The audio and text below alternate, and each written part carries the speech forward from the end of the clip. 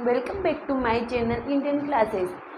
आज हमारा टॉपिक है तंत्रिका तंत्र। हमने चैप्टर नंबर 6 स्टार्ट कर लिया था, उसके सारे पार्ट कवर कर लिए। ये हमारा लास्ट टॉपिक है चैप्टर नंबर 6 का। तो इससे पहले वाले मैंने 4 पार्ट करवा दिए, तो आप पहले वो वीडियो देखना, फिर लास्ट के टॉपिक पे आना, ठीक है। तो मैंने सारे नोट्स बाय टू बाय करवा दिए हैं। ऐच्छिक पेशियाँ अनैच्छिक पेशियों में भी अंतर करवाया है, जो बहुत ही ज़्यादा एग्जाम में पूछा जाता है ना। और पेशे उत्तक कितने प्रकार के होते हैं, अस्थि, उपास्थि, जाइलम, फ्लोएम, इन सबके क्या कार्य होते हैं, ये अपना मेन रोल कहाँ प्ले करते हैं, ये सारी चीज़ें मैंने पार्ट 4 में कंप्लीट करवा दी है। तो आप पहले पार्ट 4 को देखना, फिर पार्ट 5 पे आना। ये हमारे चैप्टर का लास्ट टॉपिक है। आज हमारा चैप्टर खत्म हो जाएगा, ठीक है। तो आज का टॉपिक है तंत्रिका उत्तक। तंत्रिका उत्तक क्या होता है? तंत्रिका उत्तक एक विशेष प्रकार का उत्तक होता है जो 3 प्रकार की कोशिकाओं या से मिलकर बना होता है, मस्तिष्क, मेरुरज्जु और तंत्रिकाएं, ठीक है। ये क्या करता है, जो भी हमारे संदेश होते हैं, उत्तेजना होती है, जैसे हमने गर्म पानी की थाली को या भगोनी को छुआ तो एकदम से हमारा हाथ हट जाता है। तो इन संदेशों को मस्तिष्क तक पहुंचाने का कार्य कौन करता है? तंत्रिका उत्तक करता है, ठीक है। तंत्रिका उत्तक में अनेक केंद्रक होते हैं और कोशिका द्रव्य होता है, जिसे हम साइटोप्लाज्म बोलते हैं, ठीक है। तो हम इसको डिटेल में पढ़ेंगे, क्योंकि ये भी कभी कभी 5 नंबर का पूछ लिया जाता है कि तंत्रिका तंत्र किसे कहते हैं, इसका नामांकित चित्र बनाइए। तो आज हम इसका चित्र भी देखेंगे और ये कितने प्रकार का होता है ये भी देखेंगे, ठीक है। सबसे पहले आता है मस्तिष्क, मेरुरज्जु तथा तंत्रिकाएं एक विशेष प्रकार के उत्तकों से बने होते हैं, जिसे तंत्रिका उत्तक कहते हैं, ठीक है। हमारा जो मस्तिष्क है, मेरुरज्जु है, तंत्रिकाएं किससे बनके मिलकर बनी होती है? तंत्रिका उत्तक से। भाई उत्तक क्या होता है? उत्तक कोशिकाओं का समूह होता है। हमने स्टार्टिंग के इस चैप्टर के स्टार्टिंग में यही चीज़ पढ़ी कि उत्तक क्या होता है? विभिन्न कोशिकाओं के समूह होता है। जब कोशिकाओं का समूह मिल जाता है तो हम उसका उत्तक बोलते हैं, ठीक है। उत्तक मिलकर क्या बनाते हैं?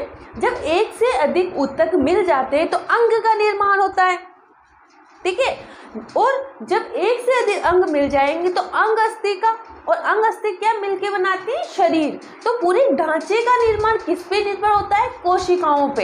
इसीलिए कोशिकाओं को शरीर की संरचनात्मक और क्रियात्मक इकाई बोला जाता है ना। क्योंकि अस्थि भी किसके बने होती है? उत्तक की। और उत्तक किससे के बने होते हैं? कोशिकाओं के। कोशिकाओं के समूह को ही हम उत्तक बोल रहे हैं। तो हमारे शरीर की संरचनात्मक और क्रियात्मक इकाई कोशिका होती है, जिसकी खोज रॉबर्ट हुक ने 1665 में की थी, है ना। उन्होंने बताया था कि हमारी कोशिका की जो संरचना होती है वो मधुमक्खी के छत्ते के समान होती है। उन्होंने माइक्रोस्कोप में कोशिका को हम एक नग्न आंखों से नहीं देख सकते, इसको माइक्रोस्कोप के द्वारा ही देखा जा सकता है। फिर उन्होंने बताया कि कोशिका 2 प्रकार की होती है, एक कोशिकीय और बहुकोशिकीय, ठीक है। ये सारी डिटेल वाली चीज़ें मैंने आपको बता रखी है, आप देख लेना। हम यहाँ पे इतना नहीं खींचेंगे, है ना, ठीक है। तो हमारा जो तंत्रिका होता है, तंत्रिका उत्तक किस किस का निर्माण करता है? मस्तिष्क, मेरुरज्जु और तंत्रिकाओं का निर्माण करता है। सभी कोशिकाओं में उत्तेजना के अनुरूप प्रतिक्रिया करने की क्षमता होती। उत्तेजना के अनुरूप मतलब जैसे हमारा शरीर, मुझे मेरा मन कर रहा है कि मेरे को खाना खाना है, तो मुझे उत्तेजना होगी। जैसे खाना खाने के लिए मुझे उत्तेजना होगी, मेरा मन होगा, तो मैं वो प्रतिक्रिया करूँगी। कोई है कि मुझे तो सुबह जल्दी उठना है और वॉक पे जाना है, तो उसकी उत्तेजना होती है। जब हम कोई कार्य करने वाले होते हैं, नया कार्य करने वाले होते हैं, तो हमें रात में नींद नहीं आती कि कल मुझे ये करना है। तो ये क्या है? एक तरह की उत्तेजना है, जो कहाँ से उत्पन्न हो रही है? तंत्रिका उत्तक के मस्तिष्क में उत्पन्न हो रही है। तंत्रिका उत्तक की कोशिकाएं बहुत शीघ्र उत्तेजित होती है और इस उत्तेजना को बहुत ही शीघ्र पूरे शरीर में एक स्थान से दूसरे स्थान पर पहुंच जाती है। तंत्रिका उत्तक की कोशिकाओं को तंत्रिका कोशिका न्यूरॉन कहते हैं। न्यूरॉन में एक केंद्रक तथा कोशिका द्रव्य, जिसे साइटोप्लाज्म कहते हैं, होता है, ठीक है। ये हमारा चित्र है न्यूरॉन का। इसमें ये केंद्रक है, एक केंद्रक होता है, इसके चारों ओर कोशिका भित्ति होती है और इसके अंदर जो भरा होता है उसको हम साइटोप्लाज्म या कोशिका द्रव्य बोलते हैं। ये हमारी टर्मिनल एक्सोन होती है, ये जो बीच में होते हैं इनको एक्सोन बोलते हैं, तंत्रिकाक्ष बोलते हैं, जो क्या करते हैं सूचनाओं को एक स्थान से दूसरे स्थान पर पहुंचाने का काम करते हैं। ठीक है, इतनी बात समझ में आई है ना। ये केंद्रक होता है, ये डेंड्रोइट होती है, ये सूचनाओं को ग्रहण करने का कार्य करते हैं। सूचनाओं को ग्रहण करने का कार्य कौन करता है? डेंड्रोइट करते हैं।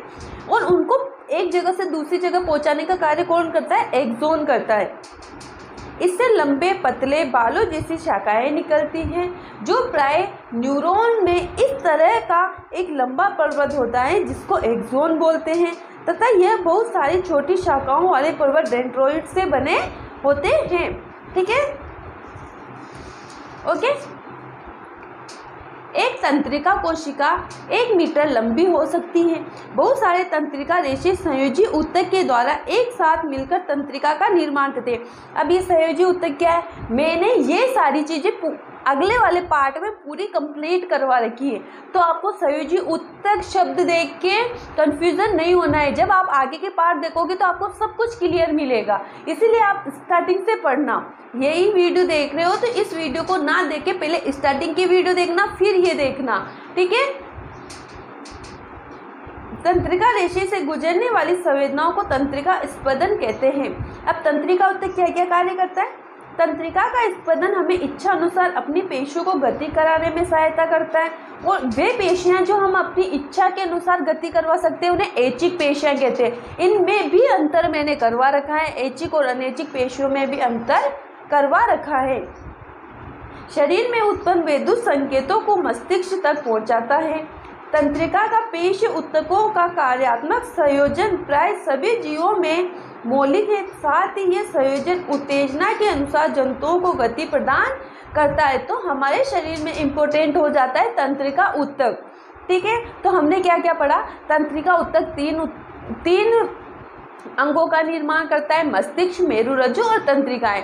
मस्तिष्क क्या करता है? हमारी उत्तेजनाओं के अकॉर्डिंग कार्य करता है, हमें उत्तेजना देता है, और तंत्रिकाक्ष उन उत्तेजनाओं को मस्तिष्क तक पहुंचाता है। जो डेंड्रोइड होते हैं उनको ग्रहण करने का कार्य करती है ना। तो ये हमारे शरीर में मेन रोल प्ले करता है। तो ये हमारा 6 चैप्टर के सारे नोट्स कंप्लीट हो गए। मैंने सारे नोट्स प्लेलिस्ट में डाल दिए हैं, तो आप वहाँ से बना लेना। अगर वीडियो अच्छी लगे तो वीडियो को लाइक करना। अगर आपको चीज़ कोई समझ में ना आए तो आप कमेंट में बताना, कमेंट में लिखना, मैं आपको उसका आंसर बता दूँगी। ठीक है, थैंक यू।